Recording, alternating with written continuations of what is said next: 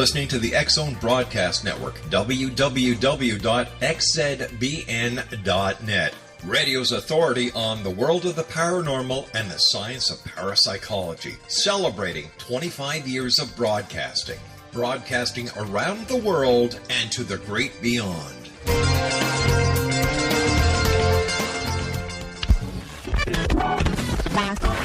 All Hit Radio.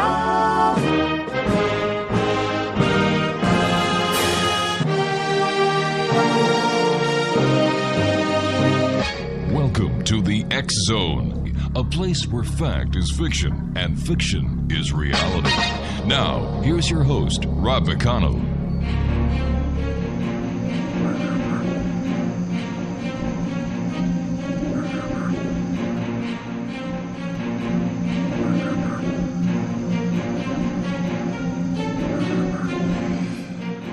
Good evening, one and all. Welcome to the X-Zone. My name is Rob McConnell, and for the next 4 hours, I am your host. I am your guide as together we cross the time-space continuum to this place that I call the X-Zone. It's a place where people dare to believe and dare to be heard. It's a place where fact is fiction and fiction is reality, and the X-Zone comes to you Monday through Friday from 8 p.m. Eastern until midnight. Right here on the X-Zone Broadcast Network, the Talkstar Radio Network, and Radio X. If you'd like to give us a call, worldwide toll-free, 800-610-7035. Emails are always appreciated. X-Zone at xzoneradiotv.com. On all social media sites, X-Zone Radio TV. And our main radio website where you can listen to the X-Zone, 724-365, www.xzoneradiotv.com. Just a programming bit of information for tonight's show. Dr. Susan Kolb was supposed to be our guest in the third hour. As you know, Susan Kolb is a medical doctor and a surgeon. She has been called in on an emergency operation. She will not be with us tonight.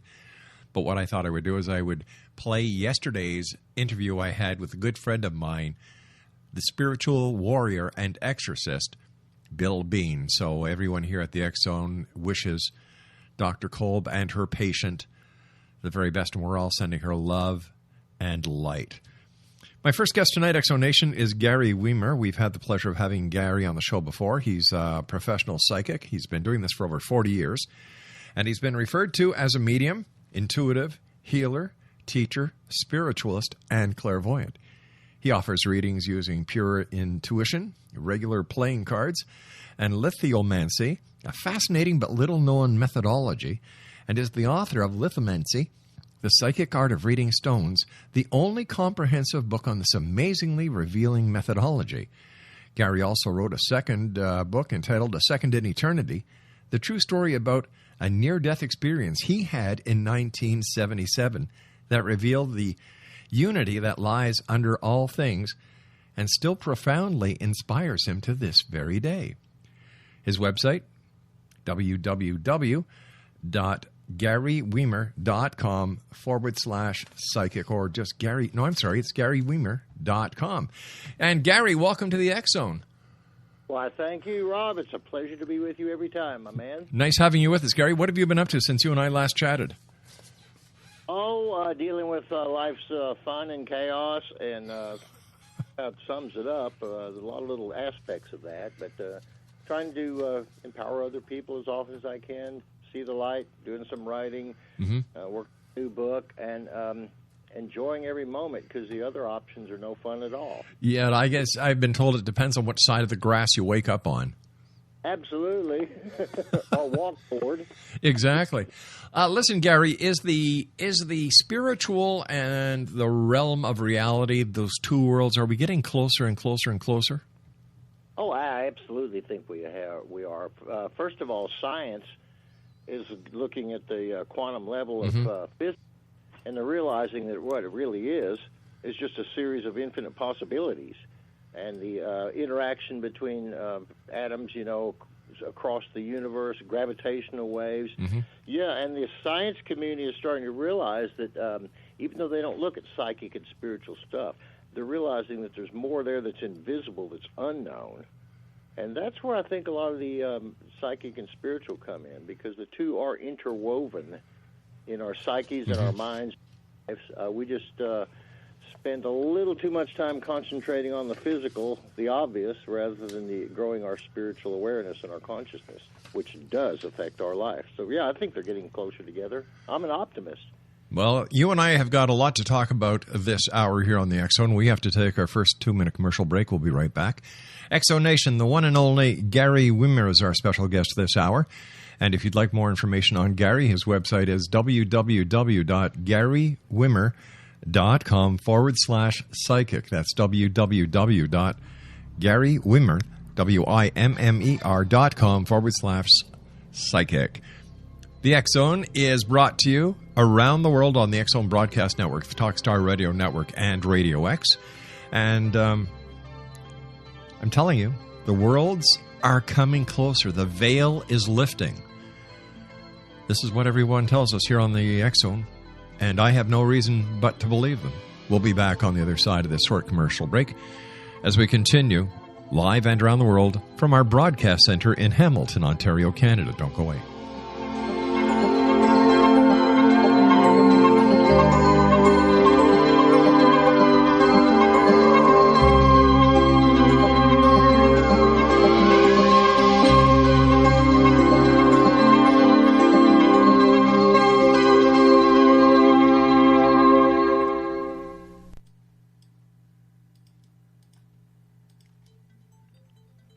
Listening to the X Zone Broadcast Network, www.xzbn.net.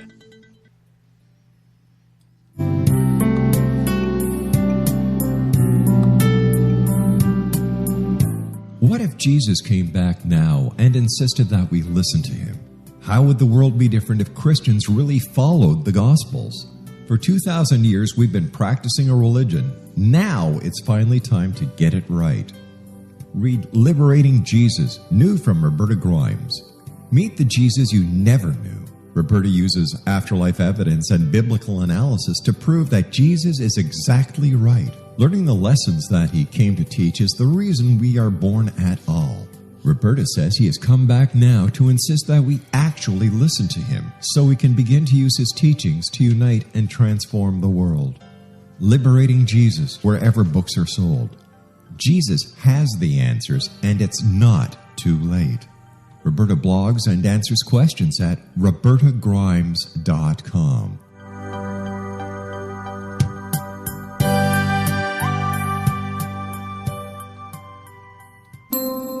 You're listening to the X Zone Broadcast Network, www.xzbn.net.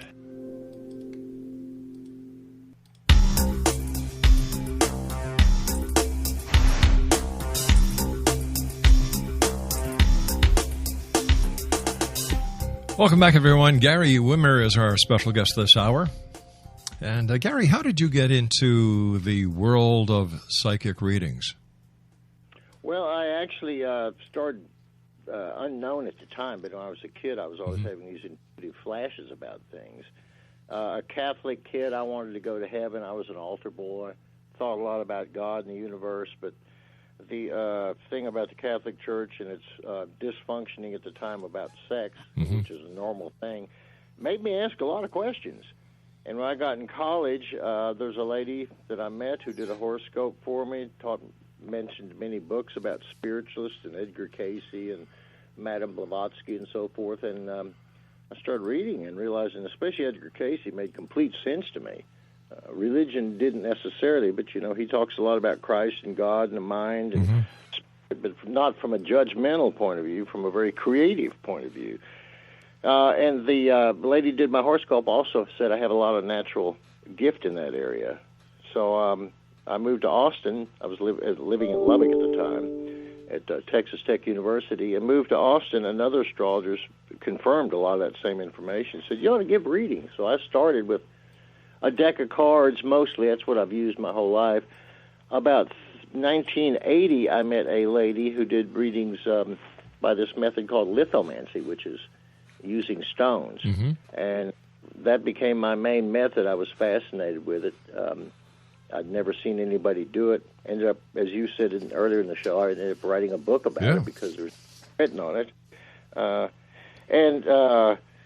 39 years ago, 2 days ago, February 10th, 1977, I had a near-death experience, which I wrote the book, A Second Eternity.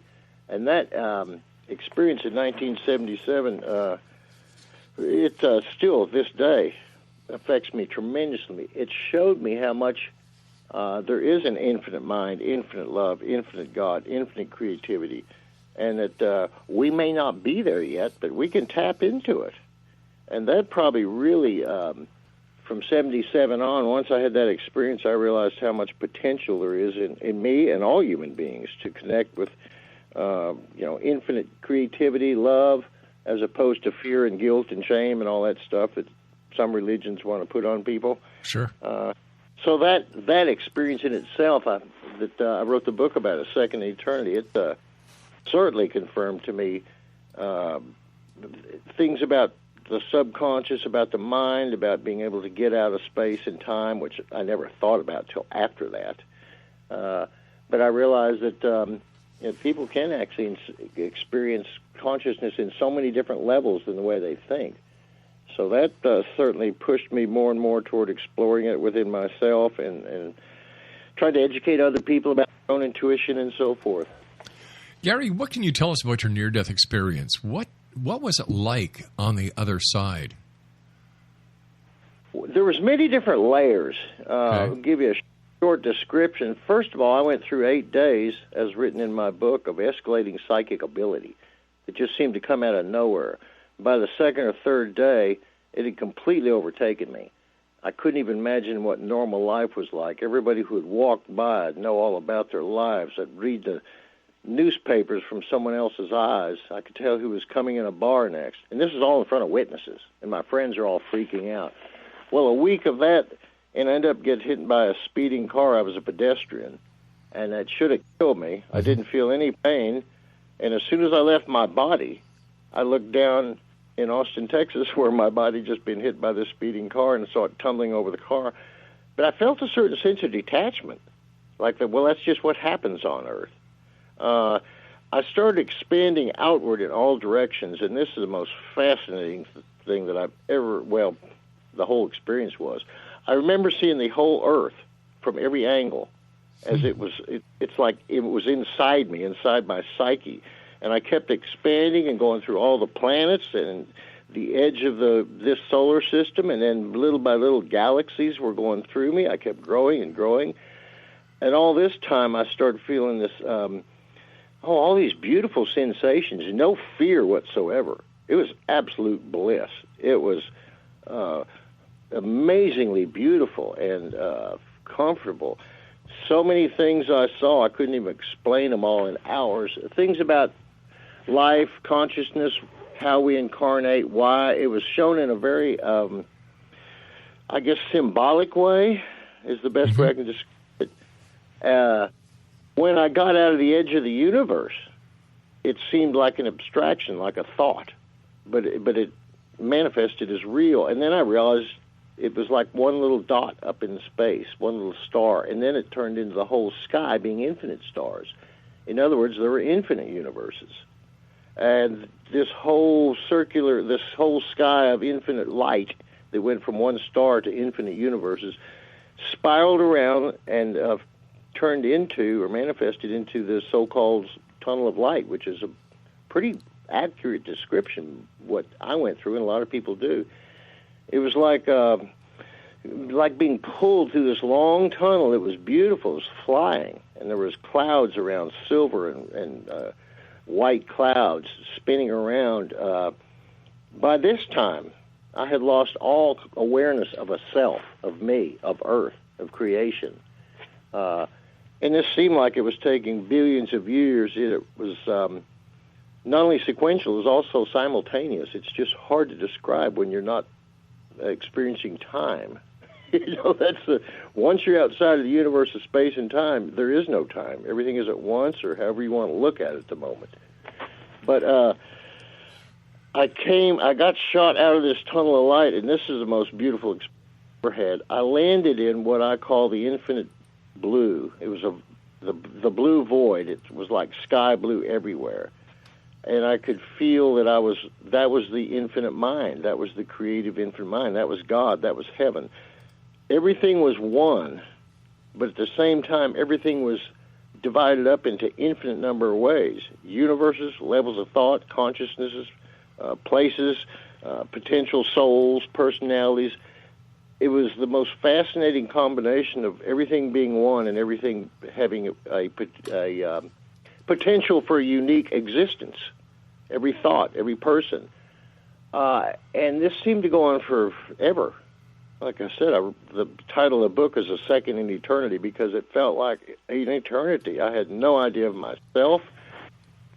Somewhere in this process of being in this beatific vision, I suppose you could say, as the Catholics used to say, and during that process, I realized that this infinite mind was nothing more than infinite love. And that's the most fascinating thing, how infinite love is the source of infinite creativity.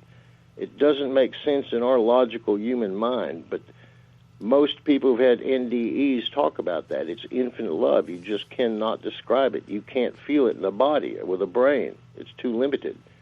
Somewhere in that process, I felt like I was witnessing it instead of being it. And I was pulled back rather quickly and pulled back through this tunnel of light and pulled back into this white cloud of universes and pulled back into this particular universe with no awareness of who I was. I just knew I wasn't back in heaven. I was going somewhere. And I was a little bit apprehensive, like, uh-oh, where am I going now? That was pretty nice I was at. And I had no idea of myself. But as I got closer to, I guess, the Earth and this solar system, I started seeing all these premonitions about our planet. Everything from space travel to terrorism, the good, bad, and the ugly. And I still had no idea how I fit into all this. I was just witnessing what, like flashcards flashing before your eyes, or like a spinning newspaper in a Superman movie. Right. And it's there for a second, and it disappears. So meanwhile, I'm contracting and contracting and contracting. I have no idea to where until I get above the earth and right above Austin and see my body laying out in the middle of the street with people screaming and hollering. Mm-hmm. And I saw my body and I went, that's me, and I jumped back in. Well, as soon as I opened my eyes, there was this red-haired guy who was the driver of the car, and he was freaking out. He was scared to death. Well, where I had just been was like heaven. Right. I was never been so elated in my life, so I jumped to my feet and, trying to figure out what to do next. This is a pretty eerie spot to be, I'd also felt, right before I had this accident, I saw these monitors. They're actually like guardian angels. I had felt them for a week around me, but I never saw them until right before the incident. And they basically suggested to me, do you trust us? I said, yeah. And they basically implied that everything is going to be fine and you're going to enjoy this ride then. And I certainly did. But when I came back to Earth, it was rather bizarre because I wasn't even hurt. This car was almost totaled. The driver's screaming. The witnesses, they're all screaming. And I'm up on my feet talking to people, trying to see if they saw these monitors or these guardian angels over me or this. So it got kind of bizarre, and I realized I was back in the control of the grounding agents, as I called them at the time, because I was supposed to stay on the planet now. I got my trip out there, came back. Well, I felt like I broke the law somehow, the law that you can't take a shortcut back. And they put me in jail, and because of a lot of reasons, they put me in a psychiatric hospital, which I probably would have done because when I tried to explain what happened to me at the scene, I sounded like a crazy person, but it was the absolute most beautiful, true thing I've known in my life. The only absolute true thing I've ever known in my life. I might underscore that. Yeah, how did you explain the fact that, you just got clobbered by this car? Everybody saw it. The driver is totally upset, and understandably so. And here you come back from your near-death experience. You're zapped into your body, and you just pop up. You must have scared the hell out of everybody. I scared them completely. When I started walking toward people in the street, they just backed away. They didn't know what to think of me. The driver kept he was so freaked out, and I kept telling him, I'm not hurt, or don't worry about it, man. It's okay, you know. He's going, what? Why? He can't make sense of this. But like I said, I've gone for an eternity. Mm-hmm. I came back, and as soon as I got back in my body, and I felt so, it felt eerie, but I felt so enlightened, like, wow, I just been to heaven and back. Who could care about this little accident? It didn't even bother me. And they couldn't keep me in the hospital. I wasn't hurt. And yes, every time the police asked me, or the doctors, or psychiatrists, or the people, they put me in jail because they had to hold me over. They didn't, you know. And I understand that. I wouldn't have believed my story either, to be honest with you. You know, I would have looked like someone who's high on drugs and had a vivid hallucination. Well, I've been a musician, went through the 60s. I know drugs. I know what they'll do and what they don't do, and they don't do this. You know, I've been there. Talk about a different high. Oh, this is absolutely real. I mean, it was so potent, so powerful, so beautiful. Excuse me. That, but, you know, I also knew at the time that I was going to have believe me, it was going to be an uphill struggle. But I was so high and so elated and so enthralled by what I'd experienced. Hey, Gary, I've got to take my news break. Please stand by. This is a great story. I wasn't going to be bothered by it. Hey, listen, I appreciate you being with us. Stay by, okay, buddy? Exo Nation, Gary Wimmer is our special guest. What an experience. God. Much more to come this hour with Gary Wimmer. As we continue here in the X Zone from our broadcast center in Hamilton, Ontario, Canada. Don't go away.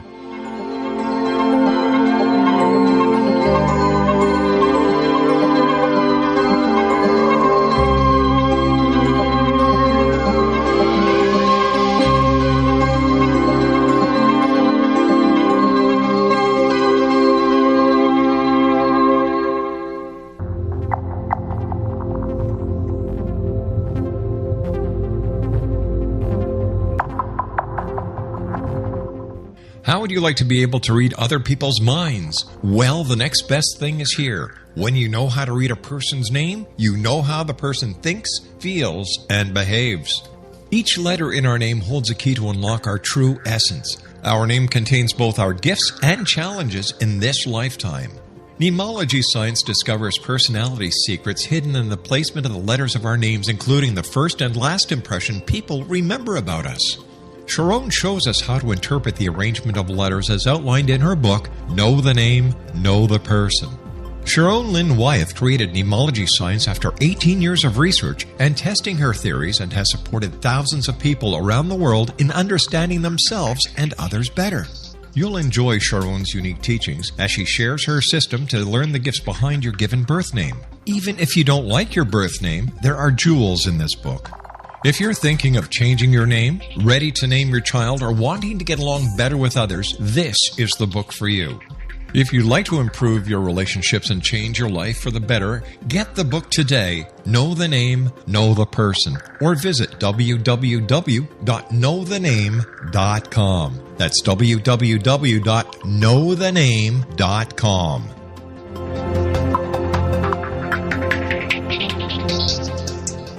Are you considering calling a psychic to read your situation? Then consider David Champion, a psychic medium for more than 20 years with thousands of readings under his belt. David Champion will make you feel comfortable. He has proven to be honest and accurate. He's a straight shooter. There's no guesswork. What he sees is what you get. While he is a medium, most of the calls focus on relationships, not only love, but work, school, neighbors, and more. Need help with finding a job and preparing for the interview? Are you dealing with people who are obstacles in your path? For more information, go to davidchampion.com, $1.50 per minute paid by credit card with a minimum of 30 minutes. For your reading with David Champion, call 1-877-702-8598. That's 1-877-702-8598.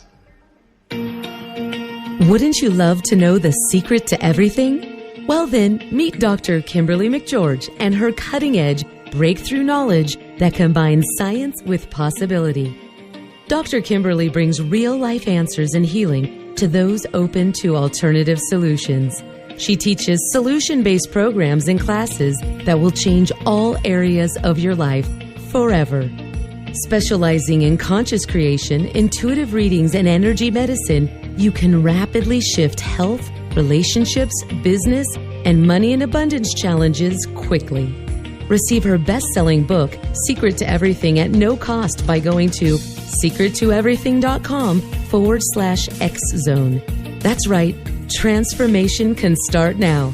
Just go to secrettoeverything.com/X-Zone and receive Dr. Kimberly's book for free.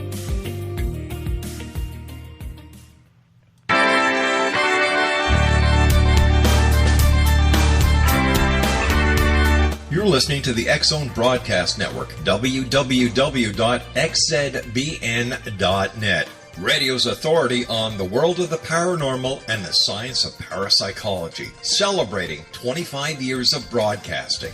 Broadcasting around the world and to the great beyond.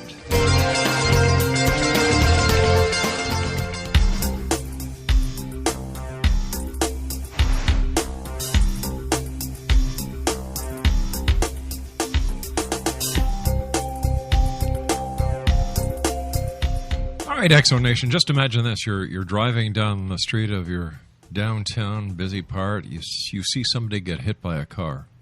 You see this body go flying over the car.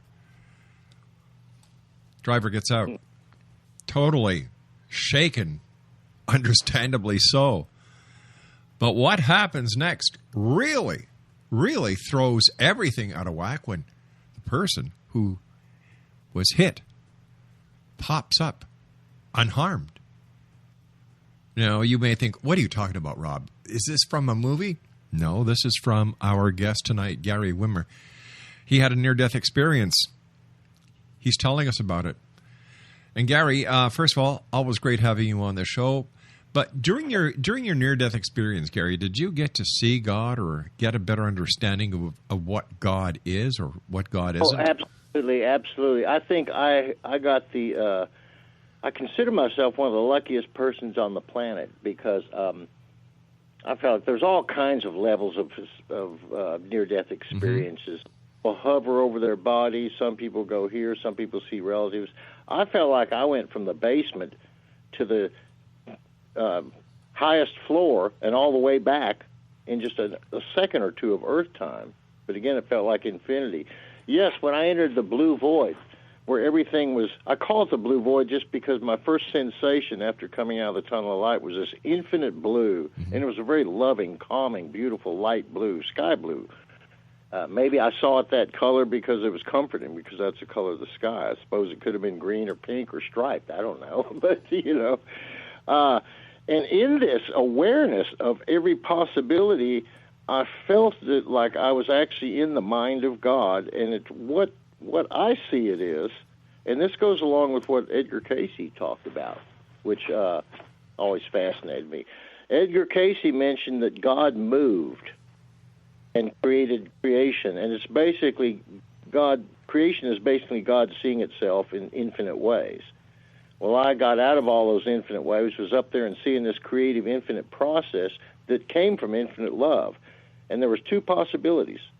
Either infinite love, infinite creativity existed, and everything has a potential of existing, or it didn't exist, and nothing would ever exist. And we are existing. Therefore, it is infinite. There's no limitation on it. How did I know that intellectually? You just see it, you know it, you feel it. You're not stuck by your limited human mind on being able to comprehend that. In fact, your human mind can't comprehend it. It just couldn't. If I was limited by a human mind, I wouldn't have had this experience. And that's why people go out to have this, so you're not limited by all your biases on earth. One thing I felt is the infinite love of God means God has no bias. God doesn't prefer one thing over another. God is infinite love. We humans prefer. We humans create evil. There's infinite love, but there's free will, too. Mm-hmm. And you can take that infinite love and you can go beat your brother or kill people or do all kinds of crazy crap, which happens all the time. And the perpetrators are learning something. The victims are learning something. But we're all down here as products of this infinite imagination by choice. absolutely by choice. God gave us free will. God saw itself in, like they say in the Bible, God created man as likeness and image, creativity. Mm-hmm. We got free will. We became souls. We came to this planet, no telling how many times, and here we are now, and this is what we got. It's a direct result of human free will and creativity. But if you added up my lifetimes and yours and every thought and every molecule, and it would just be a speck of dust in the mind of infinite God. You and I are actually the same life. I'm the same thing as a fork. It's made out of, atoms and electrons. Yeah, that's right. When it gets down to it, separation is the illusion. And when you see this infinite mind and infinite love and infinite creativity, that there's infinite possibilities, but also just one infinite pulse. It's a paradox in human terms, which is, of course, being products of yin and yang. We can't separate ourselves from that. But, yeah, I did feel like I saw, experienced, and was at one with this creative mind that, and interesting enough, like I said, it came about. Actually, it never started. It always was, always will be. But infinite love is the core of it. And I heard Dr. Eben Alexander several years ago, who wrote Proof of Heaven on what is the show? So, Through the Wormhole, Morgan Freeman. Yeah, great show. He was talking about his experience, and Dr. Alexander mentioned, well, at this very core, it's just, well, the best way I can describe it is just infinite love.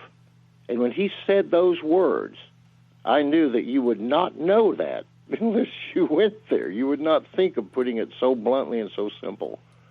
So, yeah, it's beyond what the human imagination can even comprehend, but it really is infinite creativity, infinite love, and to feel that and see it and to be part of it. At first, I wasn't witnessing it. I was part of it. Like I was the drop of water in the ocean, and the ocean at the same time.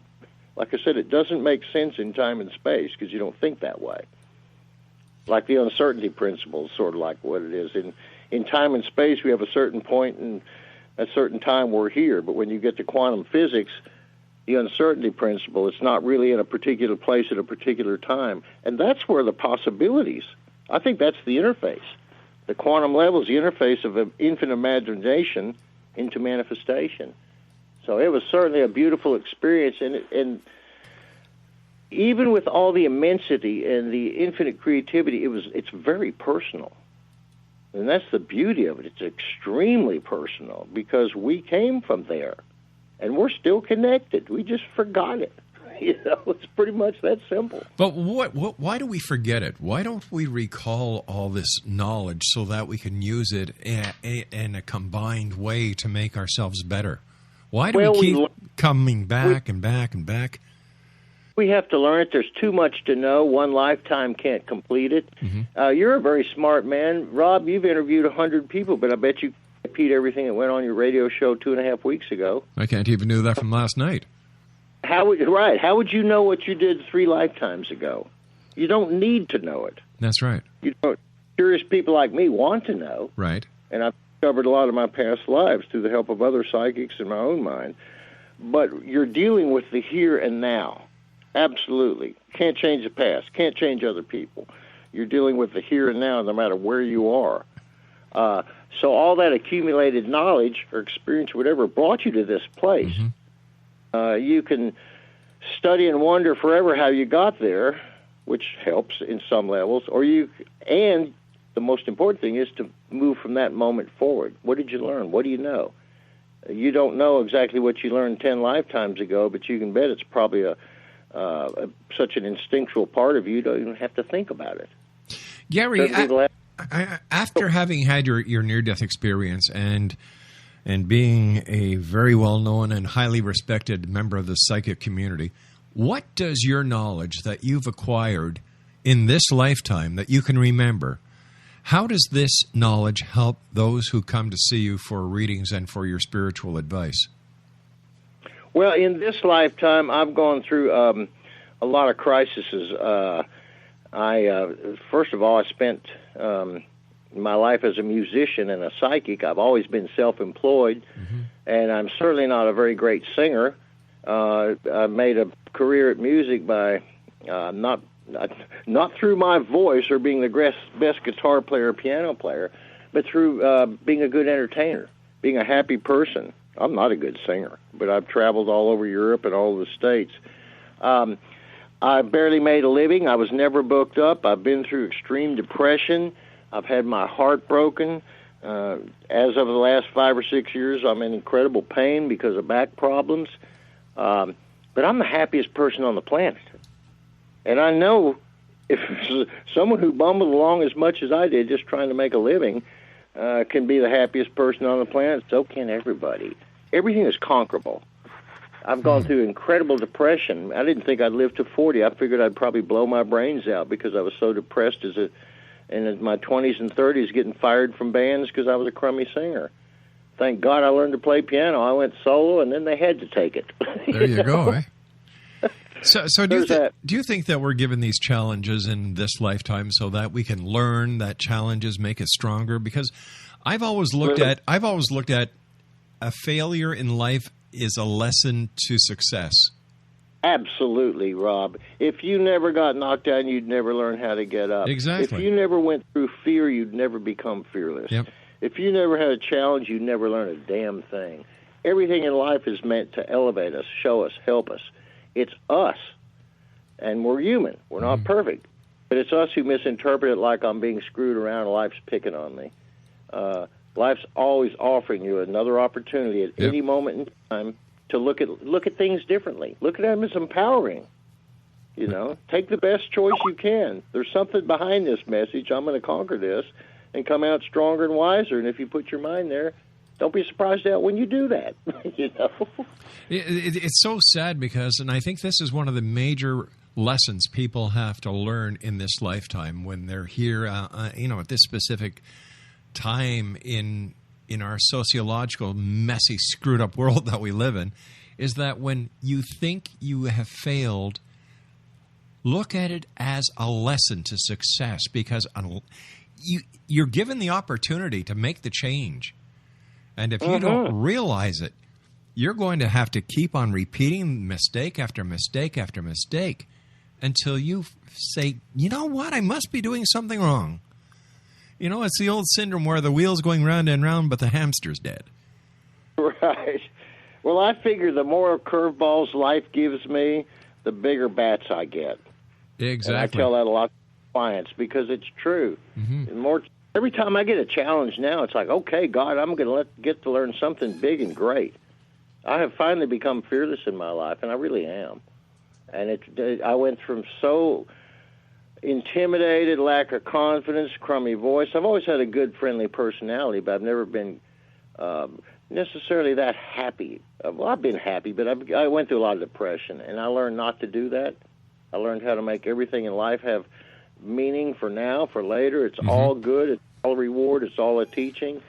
And if you look at it that way, just like if you get up to swing at a bat, if you think when knock it out of the park, your chances are a lot better than if you're thinking, oh, I'm going to strike out. You know, practical techniques to life. Exactly. You know, and there's an old mantra that I was taught many years ago that it's if you confess it, you will possess it. Yeah, you bring to yourself the things you think about. Yeah. Either sooner or later, one way or t'other, because that's the power of the creative mind. And Edgar Cayce used to mention that. One of my favorite psychics ever said, mind is the creator. And there was a lady who called me up just a while ago, was asking about a reading, and I ended up talking to her for about 10 and 15 minutes. You know, it's a long story, but it's tragedy after tragedy all at once, and I suggested to her that what I suggest to people at that point is to quit playing that chord. You walk out of your house, walk around the block, talk to a tree, smile at a bird, make someone happy, do something different right now. That's where you have free will. You don't have to take it like life's screwing me around. So you're a wise man, Rob, and you've obviously learned a lot about this, too. I can tell from the comments you make and the questions you ask. Correct? Oh, very correct. Very correct. Life isn't a road that is paved in gold. If anyone listening thinks that life, people just get to the top without going through trials and tribulations, no. I don't know anyone who has been born with such a silver spoon in their mouth where they have not had pain in their life. They have not had problems in their life. They have not had failure in their life. But when you see somebody who's super successful, that's because they have learned the very important lesson that a mistake or a failure is what you need in order to be successful. You need to learn from that mistake. You need to learn from that failure and go forward. Absolutely. I make the reference to my clients, and those of y'all that are listening, you've heard this before. Every musician who's ever played has hit a bad note. Oh, big time. You don't define yourself by the bad note. You define yourself by how much you can tell the difference between the bad notes and the good notes, and learn to play the good notes. Your finger slipped. You didn't know the right progression, whatever. But, yeah, if you didn't notice the difference between the bad notes and the good notes, you'd be a terrible player. Isn't that true? Just like life. You learn the things that work and the things that are self-defeating. Gary, for those people who are listening who are saying, oh, come on, guys, all this positive stuff. God, look at my life. I've got 6 kids, 2 wives. I'm on welfare. I'm out of beer, and the Jack Daniels is nearly gone. There's no gas in the car, so I can't get to the liquor store. My God, what is going to happen to my life? How can you give them a positive message that will help them to understand that they've got to get off their fat butts and make a positive change? Absolutely. We do have free will. If you decide that life is screwing you over and you're going to continue to slide downhill along with challenges you've gotten, you can do that. Along with the challenges you've gotten, if you decide to look at the other side of these and realize that every challenge I get gives me an opportunity to get stronger, wiser, better, smarter, happier, whatever, then you see all these challenges as okay. First thing you want to do if your life is tearing apart is let go. Change your mindset. Even if you got to walk out of your house or do something to change your mindset, because that little bit of release you get by changing your mindset, just a little bit, will allow you to know, hey, if I keep changing my mindset, I'm going to get out of this rut. And when you start getting out of it mentally and spiritually and psychically, getting out of it in the physical world is a breeze, really. Right. Because you're empowered by things that the rest of the world doesn't look at. When you come with enough power and conviction and love and honesty and integrity and moral virtue and everything else, it doesn't matter if other people like you, agree with you or not. You're not going to lose sleep over it. You're going to look at the good you can do. And you can look at how you can start over. You can make a difference. And you can look at how you can look at this moment as, okay, this is the turning point in my life. Thank you, God, for the curveball. Sure.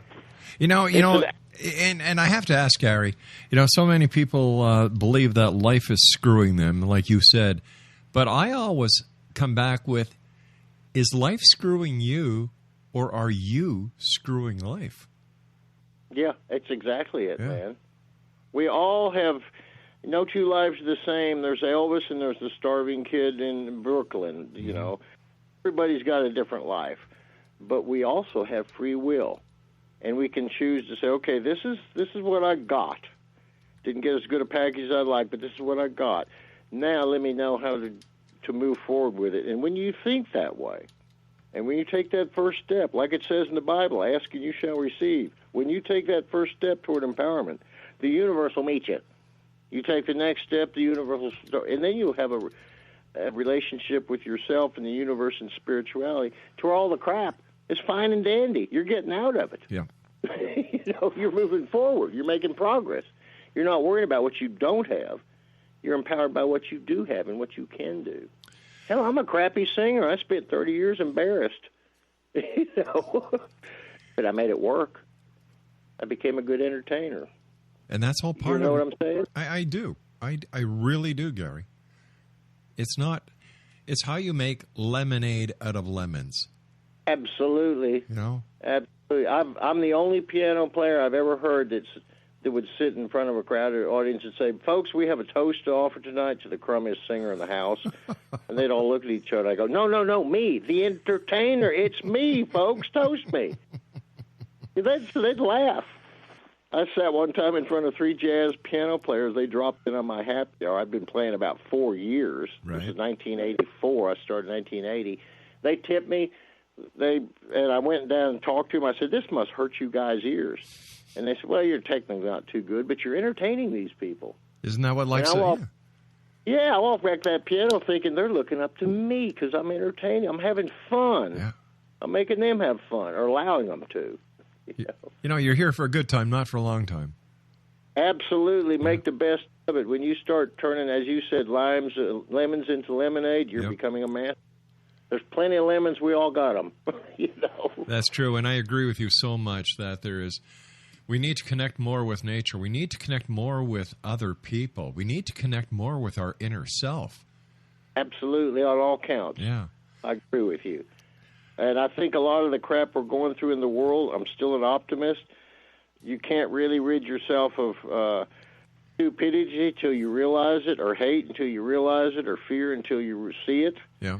So I think we're sort of purging over the next generation or two all this crap that we've been going through for thousands of years, this fighting and war, and we got to.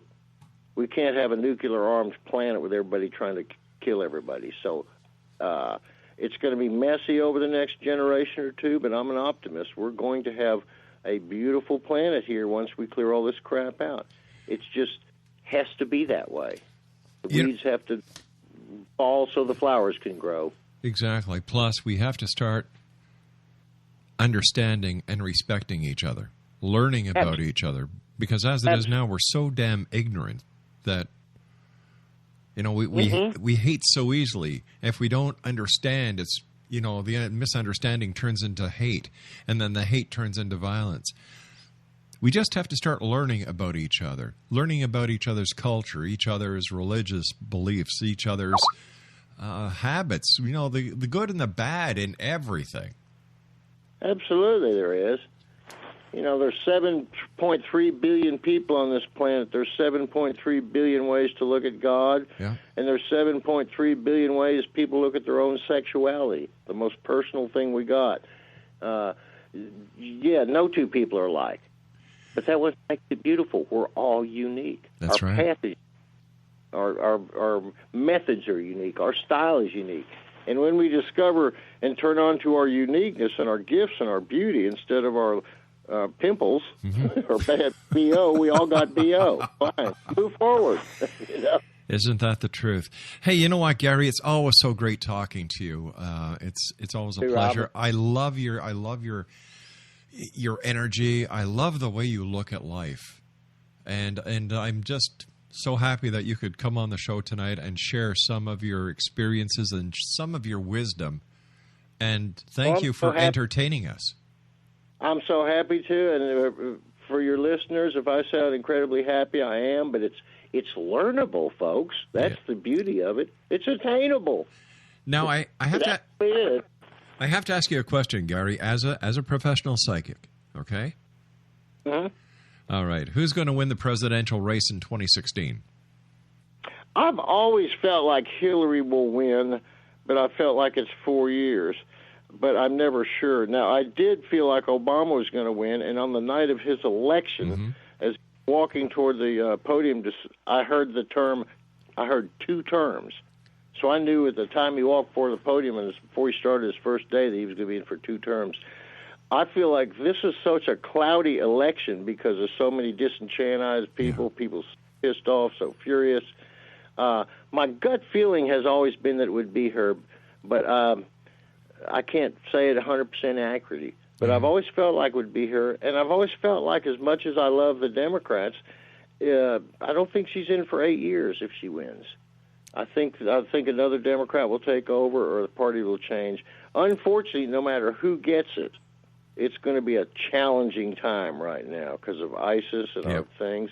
But you know what? ISIS is over there. We lose more people because of drunk drivers. Let's look at the problem. Oh, yeah. You see, Gary, nobody wants to hear the truth. Everyone wants to hear the flowery version, or I love this analogy where people think they're watching reality TV, and reality TV is very staged, but they don't know it. Oh, absolutely. It surely is. But I'm less concerned about ISIS. Yeah, it's a mess, but than I am with our own strength. Seriously, terrorism is not our greatest threat. Health, the environment, our economy, love, guns in our marketplace, anger, frustration, prison, jails, corruption.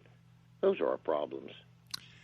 Gary, thank you so much for joining us. Let our listeners know how they can find out more about you and where they can get your books. Well, my books are available on Amazon or Kindle. Lithomancy, The Psychic Art of Reading Stones. A Second in Eternity is the other book. You can go to my website, GaryWimmer.com/psychic, PSYCHIC, or an easier way to get there is lithomancy.com, LITHOMANCY.com. Rob, always a pleasure to be with you. Thank you so much, and I love to talk to you, too. You got good energy. You got a great head, man. Thanks, great buddy. soul. Nice talking to you again, bud. We'll speak again You too, soon. Man. Have a good Valentine's Day, brother. Hey, you too, and keep playing that piano, Mr. Piano Man. Absolutely, brother. Talk to you soon. Love you, man. Love you too, guy. Take care of yourself. Bye-bye, Gary. Exo Nation, Gary Wimmer has been my guest this hour. What a great guy. I always feel so charged after I speak to him. We'll be back on the other side of this commercial break with the news here in the X Zone from our broadcast center in Hamilton, Ontario, Canada.